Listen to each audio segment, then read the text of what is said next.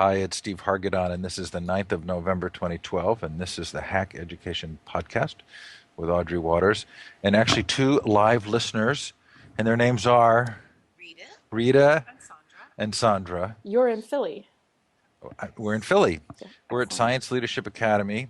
We will gently not talk about the technology that's blocked here, but I would assume this is Philadelphia policy and not Science Leadership Academy policy.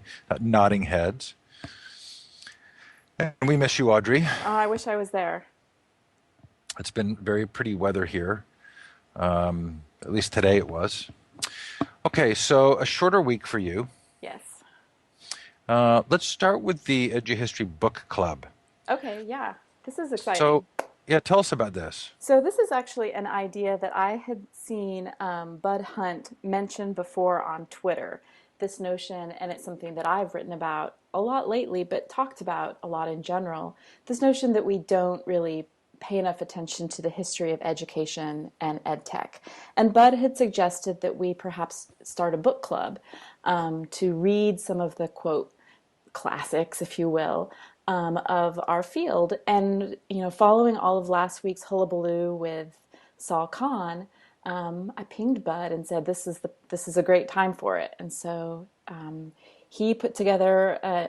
He and I thought we would write or we would read actually the Committee of 10 report, which Saul Khan featured in his History of Education video as our starting place, and hold some Google Hangouts to talk with folks about this and hopefully other texts.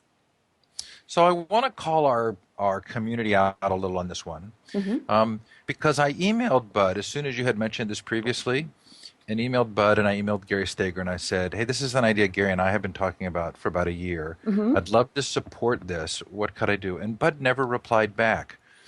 I'm curious, is there are we just all so busy that we don't collaborate, or is there a reason why Bud would ignore that and kind of move forward? Well, I just had this sudden pang because I know personally I'm terrible with email. And I think I have actually emails from you to reply to in my email inbox. And funnily enough, I think Bud and I started this conversation via Twitter. So I do wonder how much we are inundated by a variety of projects that we work on, and also email as well. As email, for me at least, tends to get lost in the shuffle, as I don't see it as the same sort of I don't respond to email the same way I do other newer tools. So there's no personal criticism here, but I want to explore an idea. And the idea is that oftentimes we kind of rail against the institutions for getting to a place where they become non-collaborative, right? That they don't actually reach out authentically and inclusively to involve those who are already doing work. And I think, in particular, some of the organizations who depend on kind of revenue in the ed tech arena, and especially the VC sort of narrative around education that doesn't draw in the kind of social media Web 2.0 folks who've been talking about this for years. I think we agree that that's sort of an interesting dilemma, right? And that maybe the motivation behind that is or maybe a competitive one, or sometimes just an unwillingness to kind of look at who's already doing good work. But I worry that we do it ourselves. It's almost like we shoot ourselves in the foot. Um, is that possible? Are we in some ways sort of likely to replicate that institutional blindness as many of us are sort of working on separate projects? I think that that's a really good question, and I don't know. I mean, I don't think that we would replicate the same sort of institutional blindness. No, because I think that the reasons that we collaborate or don't would be very different than the reasons why other forces collaborate or don't. So, I do think that in some ways that it does reflect the ways in which I think we haven't had to work professionally together the ways in which new opportunities to be networked and work together now afford us. So I do think that perhaps it's just a matter of changing our own practices to recognize that the first thing to do is to reach out instead of the first thing to do is plan plan an activity or something yourself. Well, I think it's a very real issue too when you look at things like Will Richardson and Shel Nussbaum Beach's PLP, right, which is a project that sort of comes out of the community but then becomes a sort of a separate entity. Hmm. And Cheryl, I know Cheryl reaches out quite a bit in very generous ways, I think, in authentic ways. But also, sort of intriguingly, the moment money becomes involved, does money or attention, I wonder if this is something we just need to be consciously aware of. No, and I definitely think that I mean, and I guess that's in part what I meant by the differences in motivations when we collaborate or not. I wasn't thinking necessarily just individuals versus institutions, but collaboration that is that the that was is just, we're on the same page, let's get together and hash this out, versus something in which there tend to be other sorts of stipulations, because of the financial interests that are involved. Well, I think Gary would be really great to involve in this book discussion, and I hope that you do. We actually had And plans. We have plans to. I mean, this is, this first one we chose. We really did choose because it was this pinnacle piece. I mean, we chose in part because it was a pinnacle piece in Sal Khan's formulation, and also Bud said he just happened to have finished reading it himself. But we had also thought that Gary would be a great person to talk to, particularly in light of, some of the stuff around Seymour Papert, but also just more generally, perhaps some of the other older pieces of computing education texts that we might look at.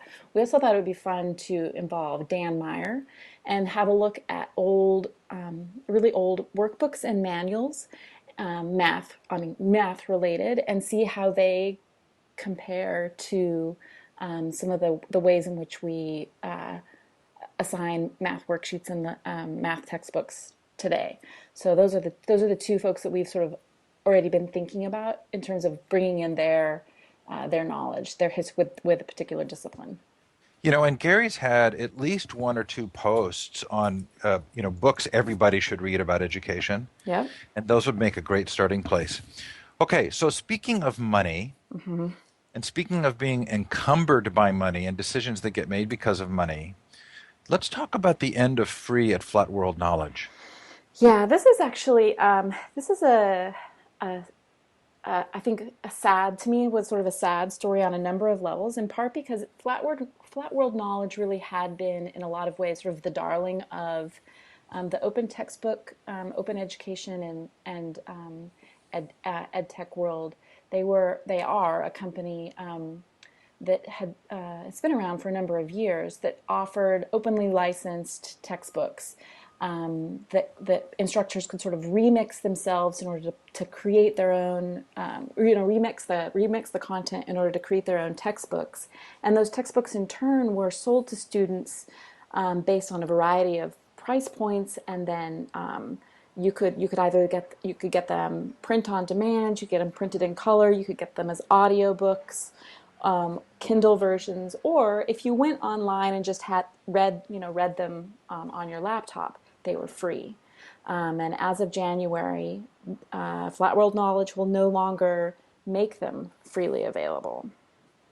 So now they're currently licensed as free, right? But with the Creative Commons, share alike, no, non-commercial, and attributed, right? Correct. So if somebody just copied them all on their current versions, they could stay free. Um, I don't know. I don't know enough. I mean, I find some of this, the licensing things, uh, very confusing. I'm not sure. I mean, I think that these particular versions that were released, would stay under the same licenses if Flat World Knowledge changes the licenses for its material, which it's likely to do, I would imagine. But I'm not sure what this means for the relationships between the authors themselves that have written Flat World Knowledge textbooks.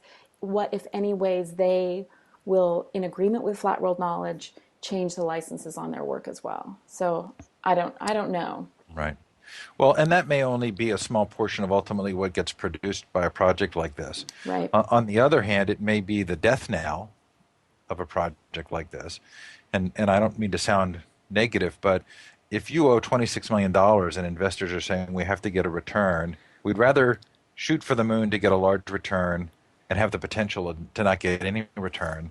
It seems like this could, ultimately lead to something, project like this closing down, right? Well, this is sort of the, I mean, this is the sort of feeling that I have of this, particularly because I feel as though this company had a lot of goodwill, in part that came through what for them was a very powerful and influential person in both in the education and in the open movement space, and that's David Wiley, who even served for a brief amount of time when the company first launched, I think, as their CTO.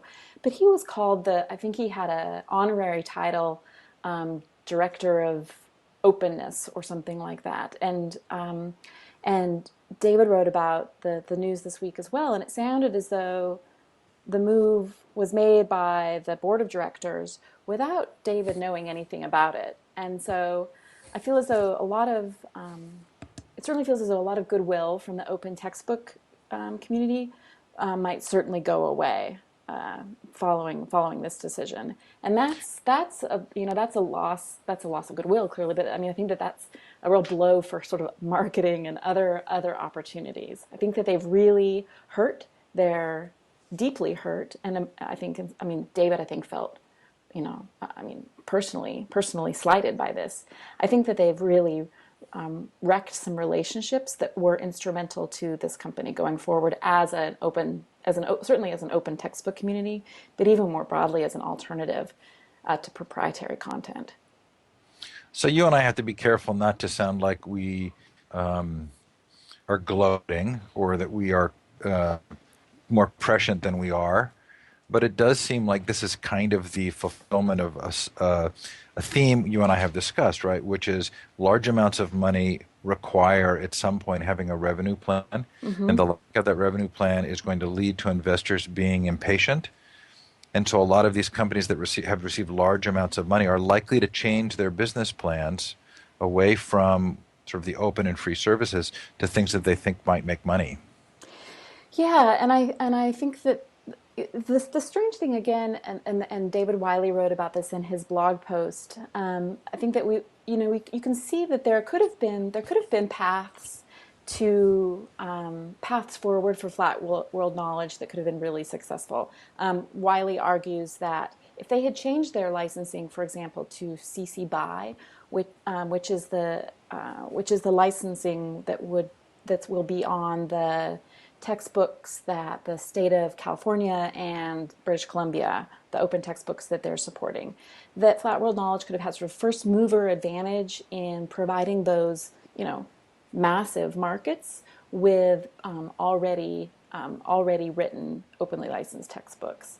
So, but it sounds as though they, as you said, they sort of swung for the fences and have opted a different path altogether. And it sounds as though, again, from the bits that we've heard from various places, that this was at the behest of the board of directors. The board of directors, of course, comprised of the venture capitalists that have invested in this company. So Stephen Downes, writing about this, talks about predation versus production. What does he mean? I think this was a very interesting analysis here. So the predation model, and he suggests that flat world knowledge, despite it being sort of a new-ish looking plan, was really still built on a rather traditional model of publishing, in which it really was about taking content and sort of monetizing the content. He talks about a production model, which is really in which sort of pieces. It sort of taps into this notion that all of us now are producers of content, and so instead of monetizing the content directly, we can think about how do we monetize services around it, or think about monetizing it in different ways other than commercializing it and closing down, controlling access to it. So one of the phrases that I've come across recently is something called rent seeking. Do you know that phrase? I don't know that phrase. I think it's tended to, and my understanding here may not be full or as complex as it needs to be. But I think the idea is that there are entities that look rather than in production, look to find ways to make money off of existing activity. Mm-hmm. And I think in particular, it's a criticism of the last sort of 30 years of the financial industry and ways in which there wasn't actual production, but there was money trying to be made off of existing industries or money. Does the VC world, with that very limited definition, if I'm even right, does the VC world kind of work on that model? Ooh, that's a really interesting thought. Without knowing too much about what you mean by rent sinking, I'm not sure. But it certainly does feel as though there are forces within, and not just forces within the VC industry, but forces within sort of entrepreneurialism in general that tend to identify opportunities. And now some opportunities are, I think, really sort of at a change the world level problem. I think tackling the world's major issues are things that I think both VCs and entrepreneurs can are interested in. But I think more often people tend to sort of follow a herd mentality and go for the markets that seem, as you said, the markets that would be perhaps more easily markets that already exist, for example, markets that are more easily or monetizable than sort of the ones that are really, I mean, like in my news roundup today, I talk about a project that was displayed at Maker Faire Africa, in which four teenage girls created a working electric generator that was worked on urine. And so to me, that's sort of like, that's really sort of a game changing idea. And I think we tend to sort of do things that are much more within the scope of what we can easily fathom and monetize. On reflection, I think that I'm probably not right about that with VC, but maybe it becomes a way of identifying sort of productive investment Mm-hmm. versus non-productive. Yeah. Um, I was really interested in that urine generating electricity story because wasn't there a story about 6 months ago of a merry-go-round that was going to produce electricity for villages, and didn't that end up kind of faltering? Oh, I don't know. I hadn't heard that. We'll look that up for next time. Okay, so this was a short week, of course, and one of your shortest pieces was called Word Count, Well, yeah. right? So and I know you didn't necessarily want to talk about this, but I'm interested in whether or not you feel like it's okay to keep talking about Isaiah. No, that's fine. Actually, he's visiting me right now. So, yeah. So, have you had any additional thoughts about kind of what it's like to be a high school graduate, and whether or not our current education system is built to help create the kind of independence at that age that is really required? And how is he feeling now? I think that I think that he still feels as though he still feels very uncertain about, and I almost would say like sort of uncommitted to what he wants to do with his world. I think that he's found a place where he wants to live, and I think that he enjoys the people that he gets to spend time with, having moved to Wyoming.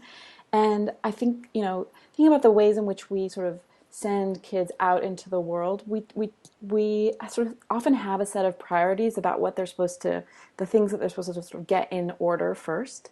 And sort of, having a job and thinking about moving to places where there are jobs, where are career opportunities for your particular things.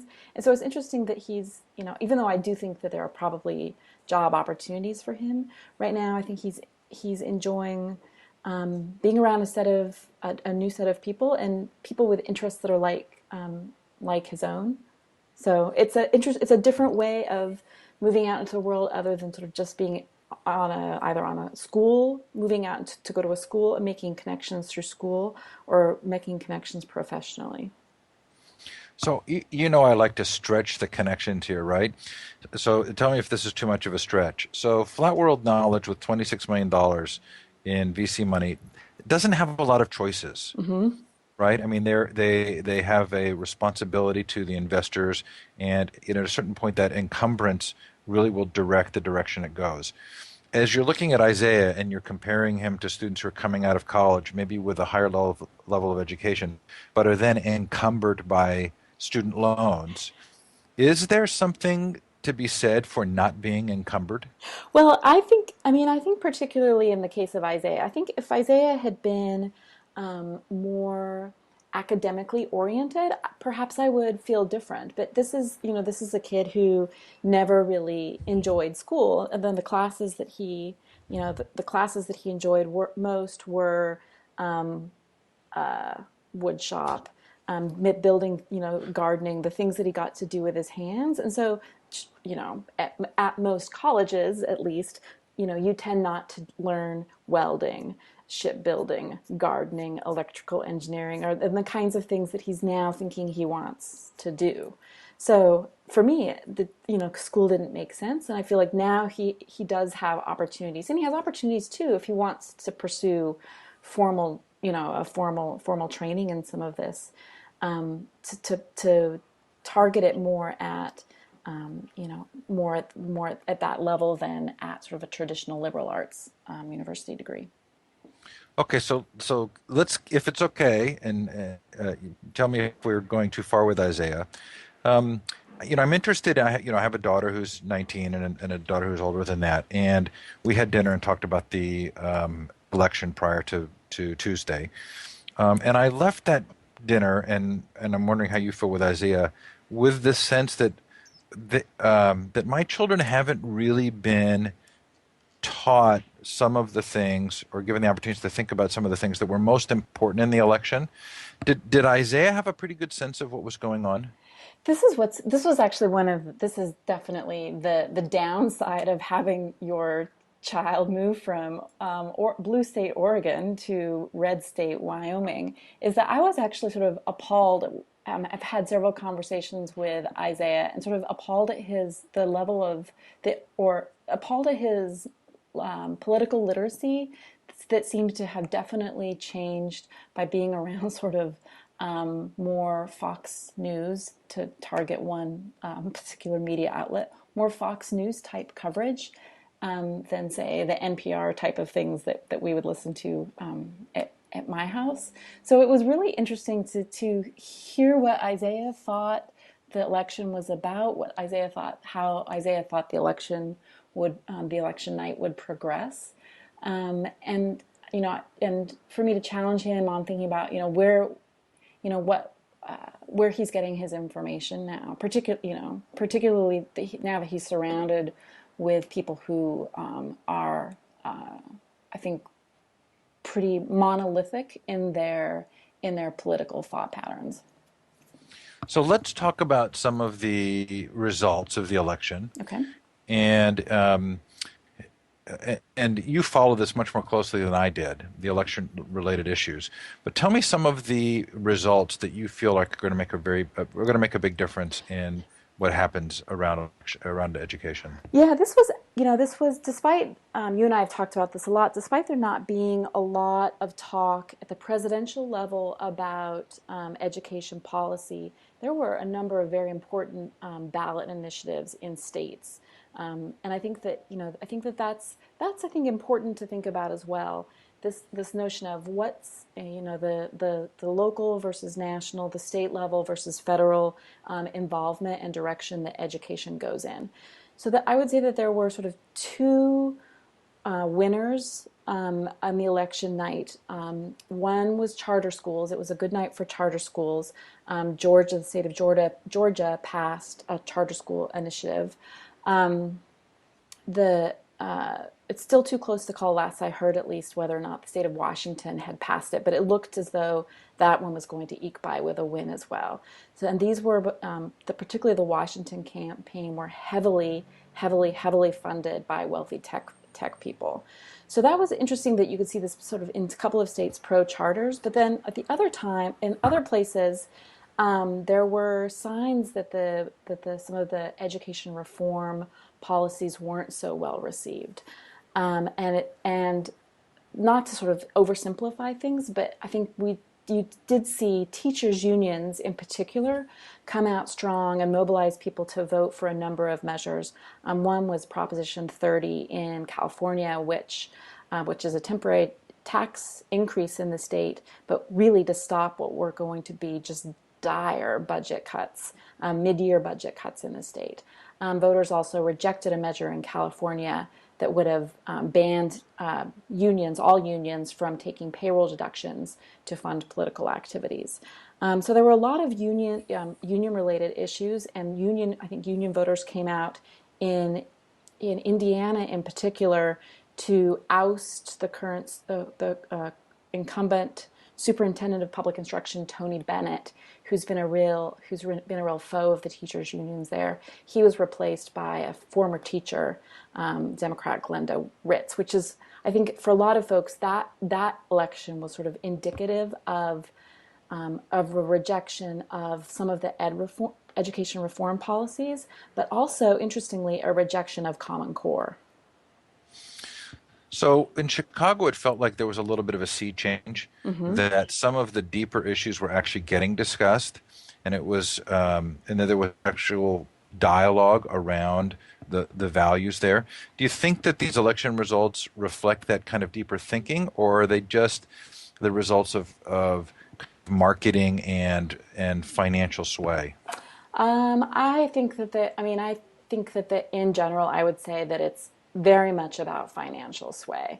The money spent on elections, right or left, state, local, federal, is mind-boggling. So I'm not sure that we're necessarily having substantial, substantive discussions with our neighbors about politics. I think that we really are responding to a media blitz and then making our decision based on that.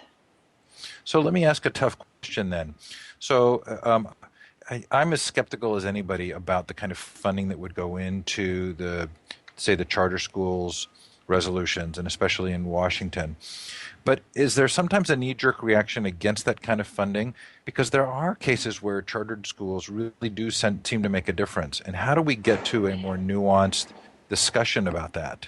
I think that that's going to be. I think that that's the real challenge going forward, and I think that the emphasis has to be, as what you just said, is on nuance. I think that you can. I think that that's part of the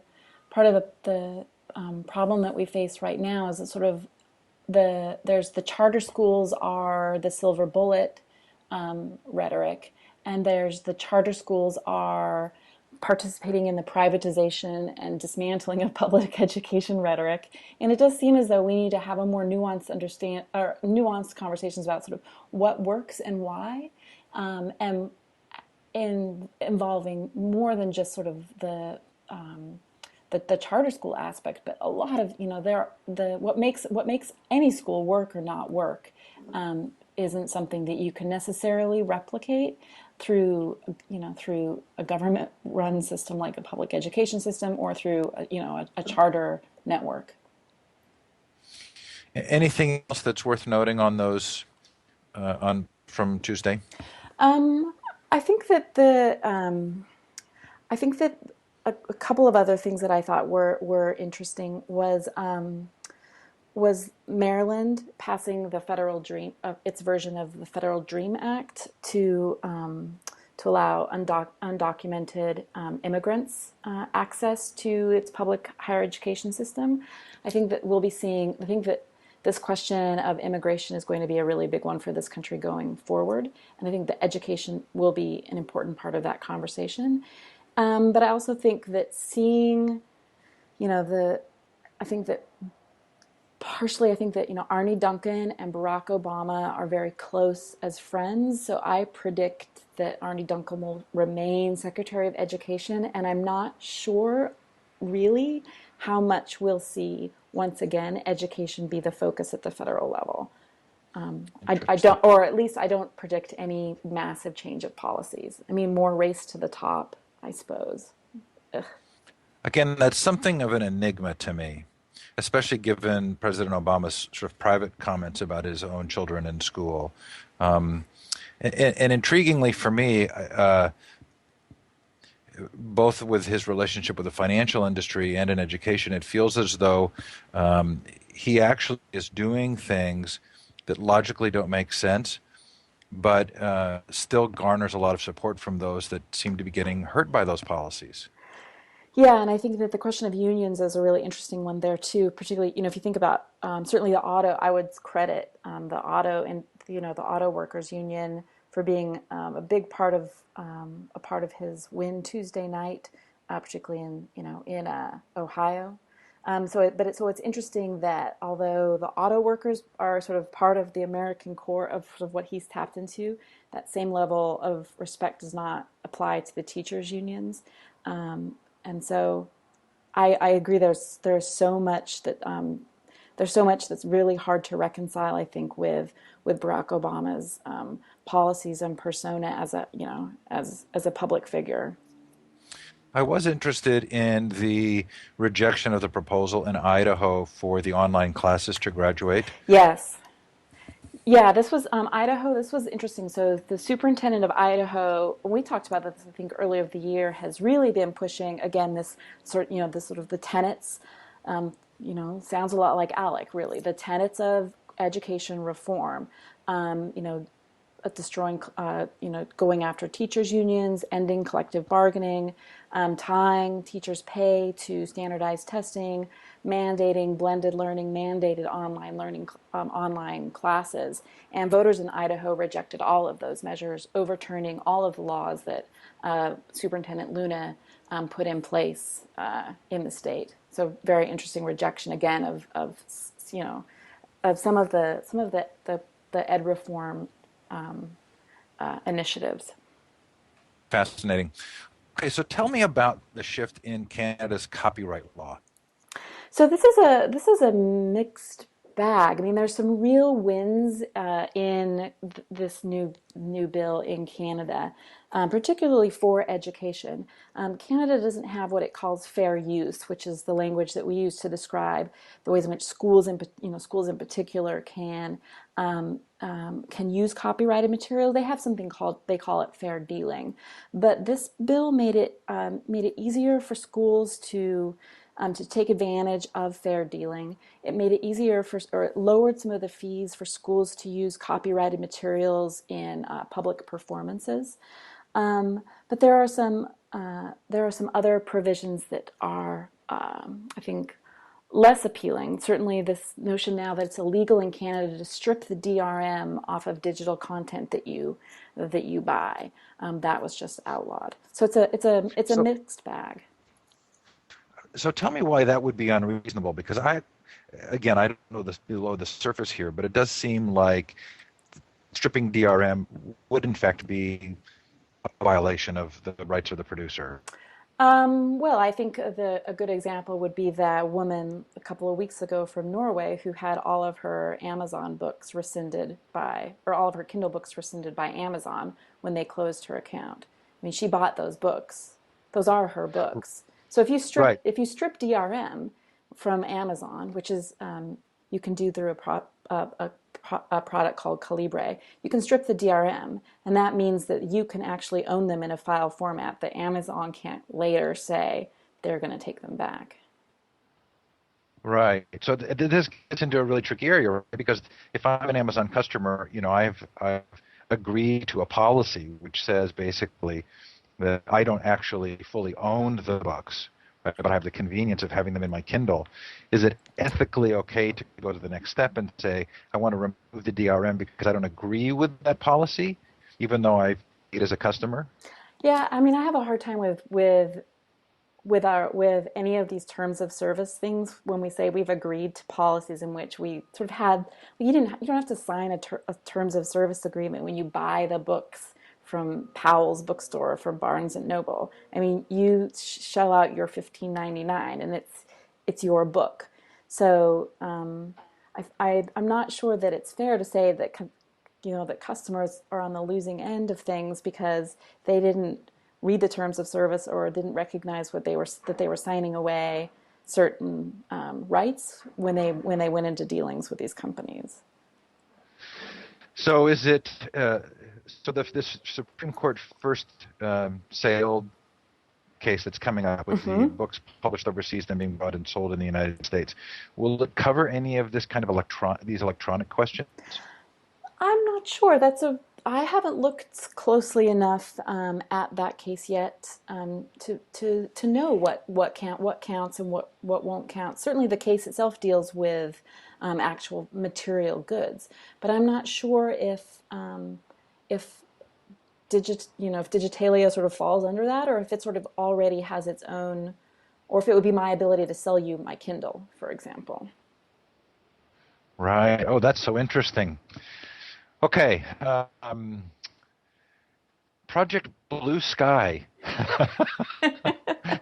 So I wonder if they actually sat around and thought of a name that would evoke something gentle and lovely. I had to laugh at the name of this. So this is the name for Pearson's new Pro OER search engine that they released this week. Wonderfully timed with Flat World Knowledge. Flat World Knowledge looks like it might be getting out of the OER game just when Pearson decides to get into it. So really, really interesting timing.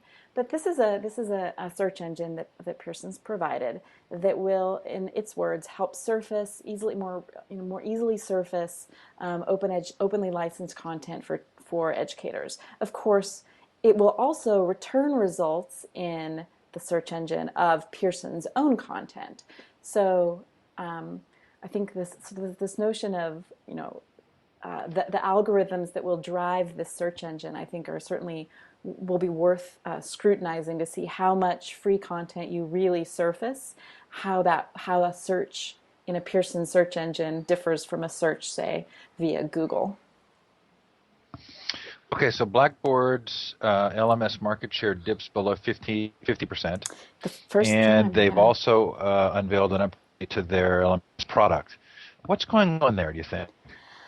I think a number of things. I mean, I think that Blackboard, like many of these enterprise level companies, goes into sort of there are licensing agreements, and there's a certain amount of investment that a school has to make in order to sort of get up and running with a particular learning management system. I mean, I'm talking about sort of investment in human capital and training and internal infrastructure, as well as paying for the licensing fees. And it's hard, it's really difficult to switch. But I think that Blackboard has, when the decision has rolled around at many, many schools, they've looked at their alternatives. And I think that they've just decided that it was worth the cost to move away from Blackboard. Sort of all of the negative opinions that we hear about it being unwieldy, difficult for students and teachers to use. I think that universities have listened, and I think that they've gone elsewhere, gone to Desire to Learn, moving towards some of the open source solutions like Moodle.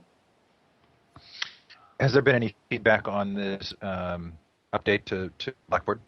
I haven't heard any. I mean, I follow a lot of campus level sort of administrators and folks who work with learning management systems, and from there, and I think that this is certainly a reflection of a sort of tech savvy administrator who would be on Twitter in the first place.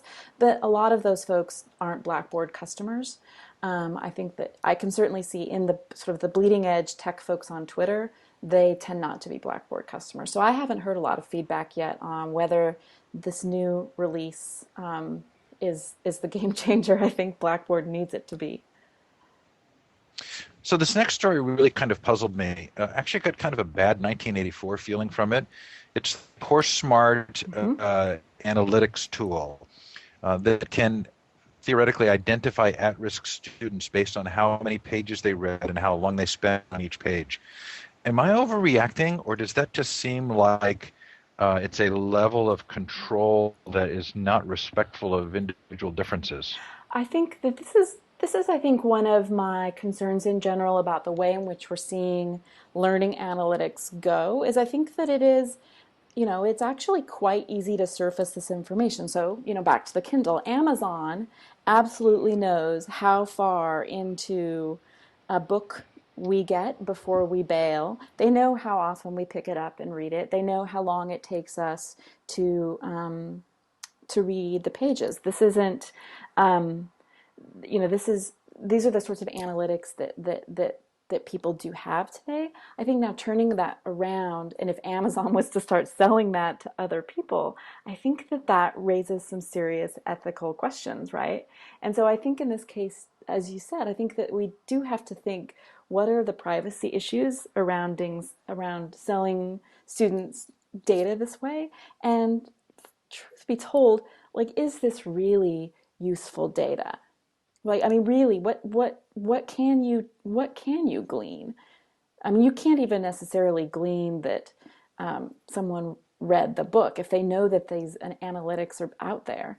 I mean, there's nothing to stop them from paging all the way to the end.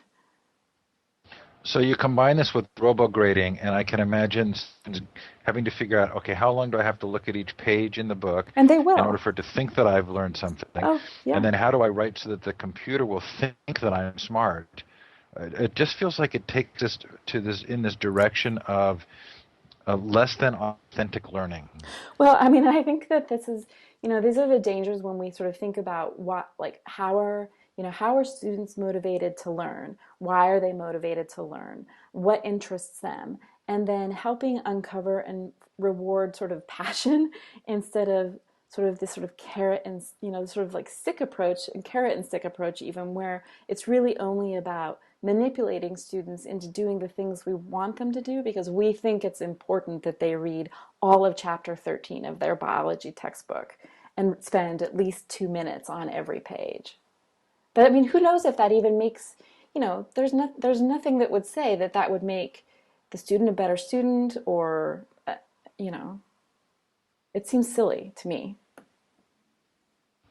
Okay, but to end on some good news, Jim Groom's Domain of One's Own project has been fully funded.